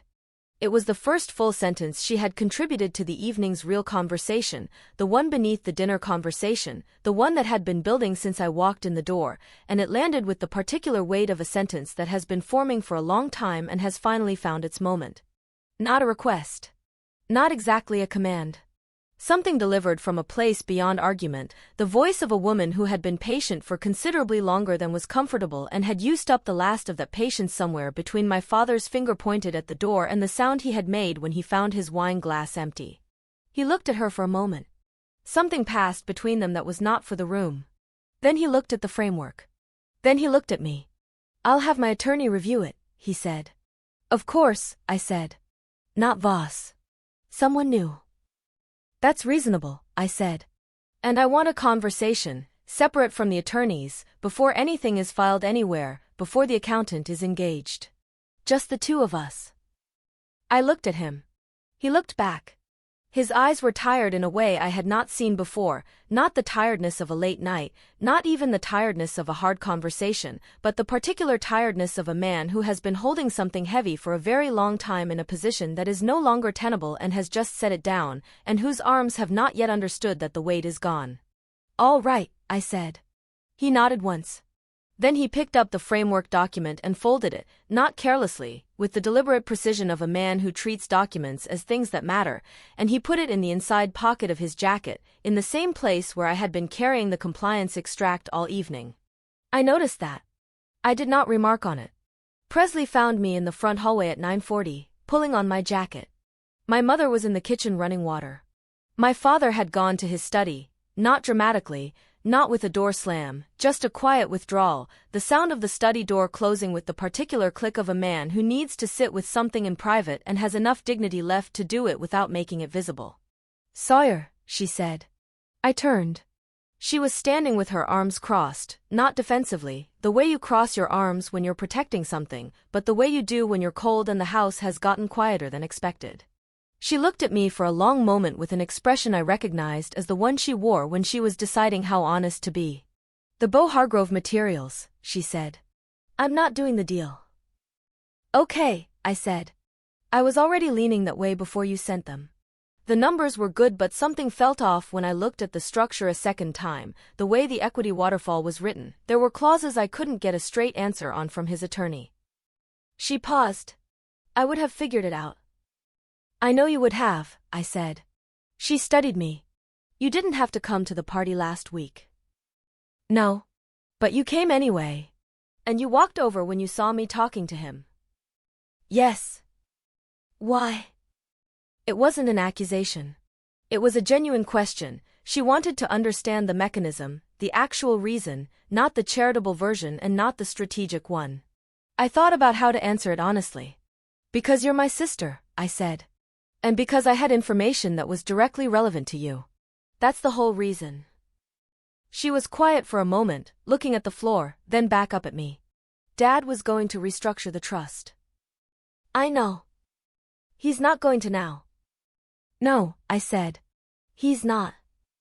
She looked at me with an expression that was shifting between things, between the Presley who had been sitting at that table watching the evening unfold and the Presley who had a whole parallel interior accounting of what the evening meant, an accounting she had not yet started running. I don't know how I feel about all of this, she said. I want you to know that. I'm not angry at you. I'm not even sure I'm surprised, exactly. But I don't know how to hold all of it yet. You don't have to hold it tonight, I said. No, she agreed. I don't. She uncrossed her arms and took a step forward and put both of them around me, briefly, firmly, the hug of someone who is not by nature a hugger but has decided that the moment warrants a gesture larger than words. I held it for the count of 3. Her jacket smelled faintly of the rosemary from dinner. Then she stepped back and looked at me with an expression that was wry and tired in equal measure. $3 billion, she said. In Seattle. Give or take, I said. You're infuriating, she said. You know that. You're the second person who's told me something like that tonight, I said. She almost smiled. Go home, Sawyer. I drove the levee road back toward the city at just past 10. The fog had come back in heavier than it had been that morning, sitting low over the pear orchards, the kind of November fog that turns headlights into soft-edged halos and makes the road feel narrower than it is, the asphalt appearing a few yards at a time out of the gray like something being slowly disclosed. I drove slowly and I let the drive be what it was, which was a drive, and I did not spend it in my own head any more than was necessary. I had 3 things left to do before I slept. The first was a text to Margot, framework taken. Review by new counsel, not Voss. Expect contact early next week. Hold everything pending. The text was 9 words past what I had planned to write, which was just the first sentence, but the extra words seemed necessary in the way that things sometimes become necessary when the moment they describe is larger than you had let yourself imagine while planning for it. She replied in 4 minutes, understood. Well done. 2 words. Margot never used more than she needed. The second was a call to Simone Taggart in Portland. It went to voicemail, which I had expected. It was past 10 on a Saturday and Simone kept reasonable hours, one of the several things I had always respected about her. Simone, I said. It's Sawyer. The conversation happened tonight. I wanted you to know before the week started. I didn't want you to hear it in some sideways fashion, or not at all. I'll give you the full picture when I can, when the framework is executed and I'm able to speak to it more specifically. But the thing you found in that Napa Valley title history, the thing you sent me 16 months ago, it mattered. It was the first domino. Without that email, without your call, I don't have the thread that leads to any of the rest of it. I paused. I won't forget that. Call me when you can. I set the phone in the cup holder. The levee road ran straight ahead into the fog, the yellow centerline appearing in sections beneath the headlights, the pear orchards invisible on either side, just a darker gray at the edge of the light. The third thing was the hardest, and I did it sitting in the parking structure near the Kimpton before I went up to the room. I pulled into a space on the second level and turned off the engine and sat for a moment with the orange-yellow light of the parking structure coming through the windshield, the particular flat fluorescence that makes everything look slightly unreal, and I looked at the messenger bag on the passenger seat. I took Gerald Fitch's letter out of the bag. I had read it many times. I knew it by this point almost word for word, could have recited it from the first line to the last without looking, the way you eventually know anything you have read in the specific emotional conditions under which I had first read this. But I read it again. It was 2 pages, handwritten on the personal stationery Gerald had used his whole career, cream stock, a small watermark in the upper left corner, his initials below it, the kind of affectation that had seemed fussy and slightly pompous when I was 10 and was seeing it in the context of estate documents and billings and adult business. And that now just seemed like a man trying to leave something legible behind in a world where most things are digital and therefore disposable and therefore, in a particular way, not quite real. The handwriting was clear and deliberate, slanted slightly to the right the way handwriting from his generation sometimes was, the letters fully formed and evenly spaced, the handwriting of a man who had been thinking about what he was going to say for a long time before he sat down to write it and had decided that the least he could do was make it readable. He said he had known me since I was 7 years old. He said he remembered a specific afternoon, when I was perhaps 9 or 10, when my father had brought me to the office on a Saturday, the Sacramento office, the original one on J Street before the Roseville expansion, because my mother had somewhere to be and the office was quiet on Saturdays and my father had work to do. He said I had sat in the conference room for 4 hours with a yellow legal pad and a set of the firm's marketing brochures, and that when he had looked in on me at noon I had covered 14 pages of the legal pad with what appeared to be a detailed analysis of the brochures, including a ranked list of which properties I thought were priced correctly based on the square footage numbers in the text and what I understood from the photographs. He said he had shown it to my father. He said my father had looked at it for a moment and then set it down without comment and gone back to his work. He said he had watched me grow up in proximity to something that was not right, and that he had told himself for 20 years that it was not his place to intervene, that his obligation was to his client, and that what happened within a family was not the business of an estate attorney however much he might observe it and however clearly he might understand what he was observing. He said he had been wrong about that. He said the older he got, the more clearly he understood that not my place was often just a comfortable phrase for I was afraid, and that the comfort of the phrase had let him avoid the discomfort of acting for 2 decades while the thing he was administering became something he could not describe as right by any standard he applied to his own conduct. He said he had done what he could within the constraints of his position, which was not much but was not nothing, the beneficiary designation, the standing it would give me to request disclosure if I ever came looking, the fact that he had told no one about it. He said, "You were never the problem. I want you to know that plainly, from someone who saw the whole picture from a position close enough to see it clearly. You were never the problem. What happened to you in that family was not the product of your failures. It was the product of decisions made by people who had more power than accountability, and who confused those two things for so long that they forgot there was a difference." That was the last full paragraph before the closing. I refolded the letter along its original crease. I put it back in the bag.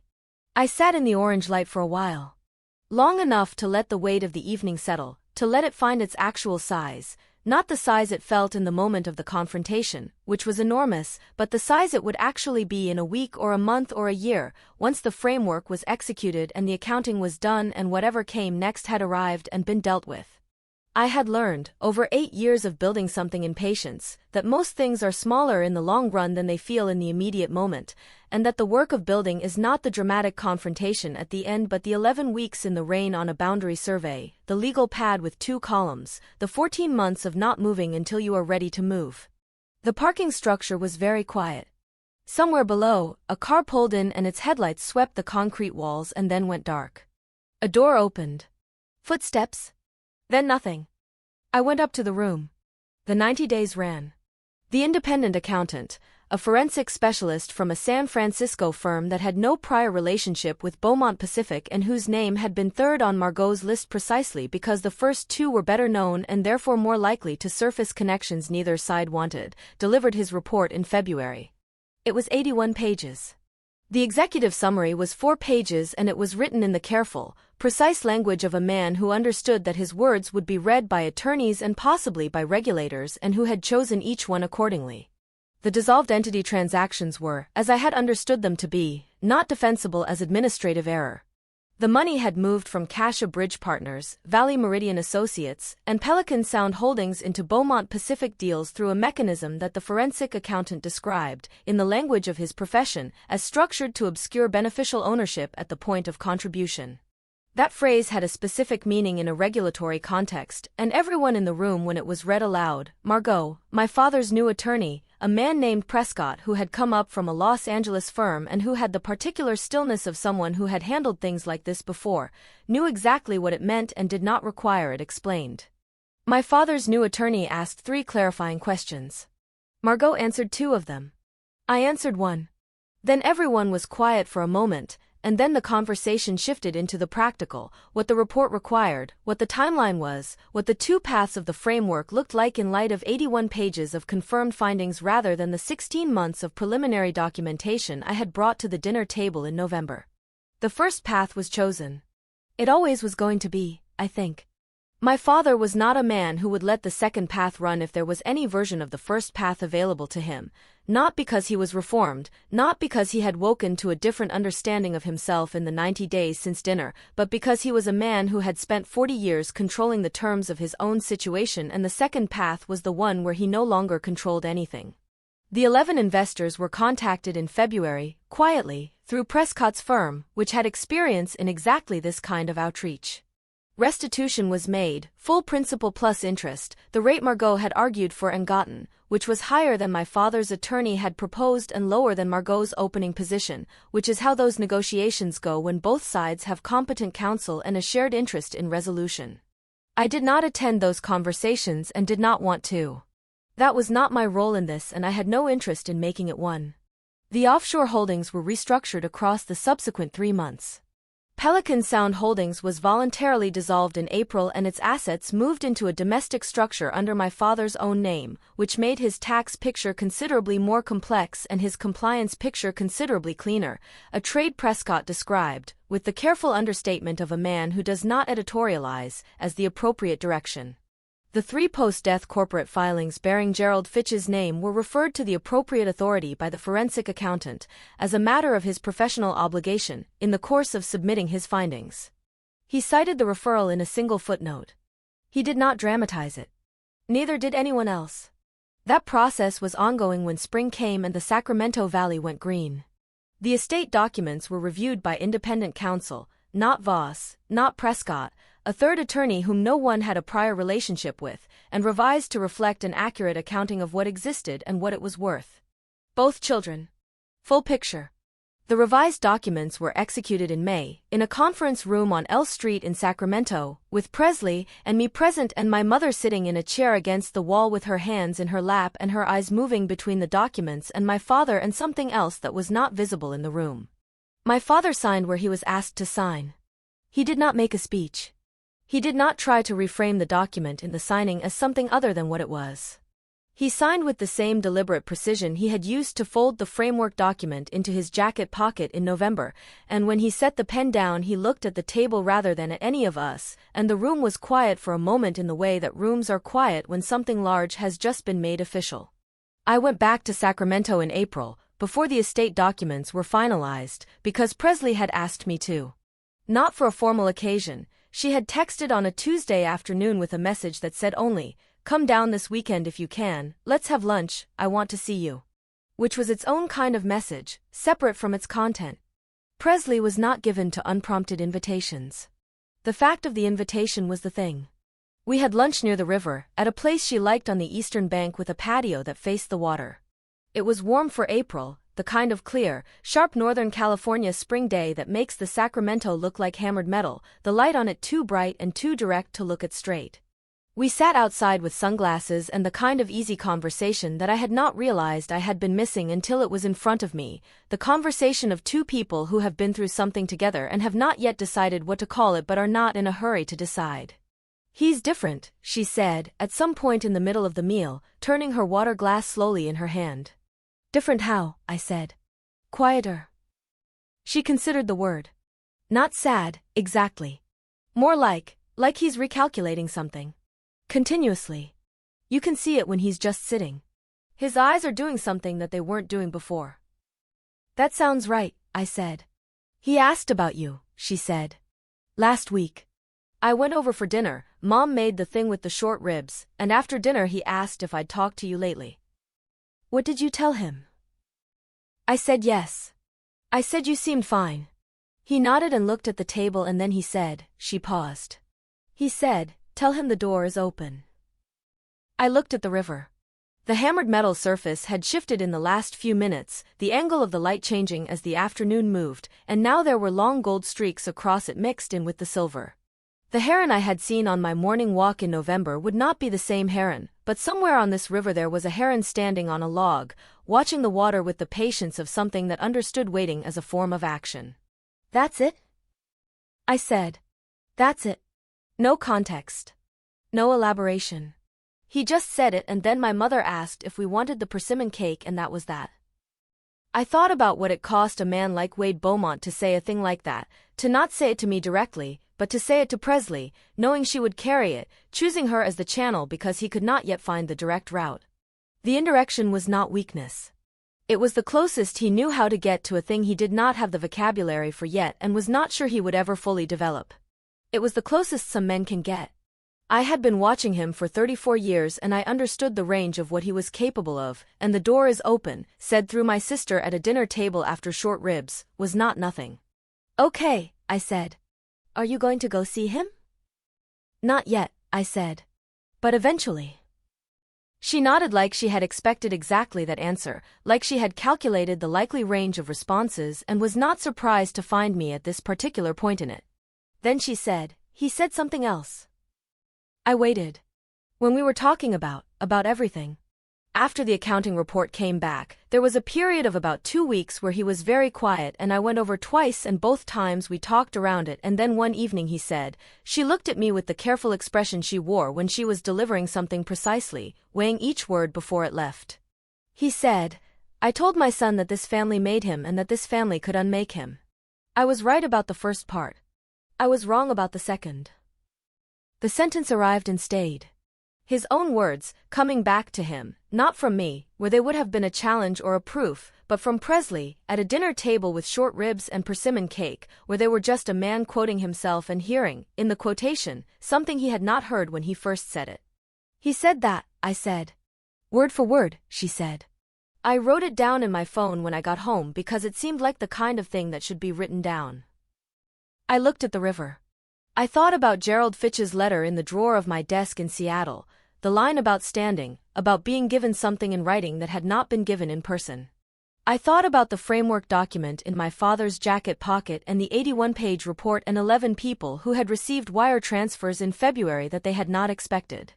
I thought about the legal pad with 2 columns that I had made the night of the $1,500 check, and the rubber-banded manila folders in the desk drawer, and the morning I had walked the north boundary of the Port of Sacramento property in the rain and understood that the encroachment was not what it appeared to be.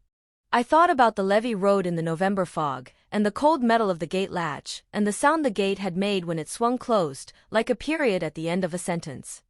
"Tell him I got the message," I said. Presley looked at me across the table. The spring light was on the water behind her and on the tablecloth between us and on her face, which was doing the thing it did when she was trying to read me and had decided to accept, for now, what I was willing to give. "Is that all?" she said. "For now," I said. "That's enough for now. 3 things I want you to take from this story. 1. Silence is not the same as absence. The quietest person in the room is often the one who has done the most work, the one who walked the boundary survey in the rain, who kept the files, who waited until the moment was right rather than acting before it was. The room mistakes that silence for passivity. The person making it knows better. 2. What you build in patience has a longer life than what you build in anger. Anger makes a fire, bright and consuming and done quickly. Patience makes a foundation. You can stand on a foundation. You can build on it. You can hand it to someone else when the time comes and it will still be there. 3. The words other people use to diminish you are only as powerful as you allow them to be, and when you have done the work, when you have built the thing and held the document and waited for the right moment, those words become theirs to carry, not yours. This family made you. Put it wherever it belongs. It is not leverage. It is not a verdict. It is just a thing someone said in a room, in front of 30 people, on a birthday, when they were afraid. This story is a work of fiction, inspired by real emotional truths many families carry. If this reminded you of your own family, if you've ever been the one who was underestimated, the one who kept the files no one knew you were keeping, the one who built something in silence while someone else held the room, tell me where you're watching from. And subscribe for the next one.